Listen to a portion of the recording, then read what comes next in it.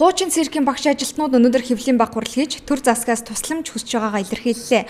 Хуучин цирк өнгөрсөн 7 хоногт шатсан. Түүнээс хойш хуучин циркийн 140 гаруй багш ажилтнууд ажилгүй болсон талаар мэдээлсэн.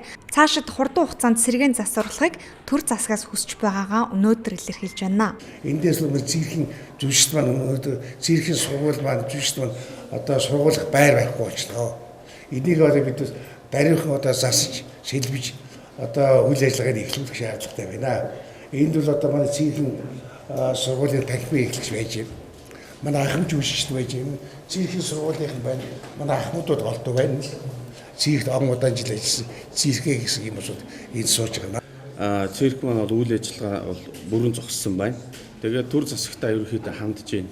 Одоо яах вэ? Циркийн урлаг Монгол улсад хэрэгтэй юм уу?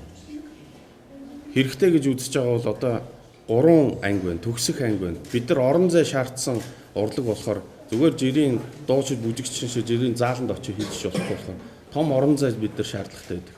Дээрээсээ тусгай төхөөрөмж уйж барьдаг тийм ээ, хамгаалтын хэрэгслүүд барьдаг. Тэр тоноглолууд байх ёстой тийм тусгай байранд байх ёстой болохоор одоо тэрийг бол бид нар төр засгаас одоо энийг шийдэж өгөөч гэсэн одоо гол мессеж бол тэр байна.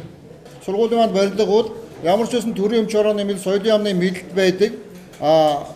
Засгийн газрын одоо 91 оны ерөнхий сайдын тушаад юугаар одоо түүхийн үнэт өвөг гэсэн юугаар хамгаалтанд авагдсан байсан барилга.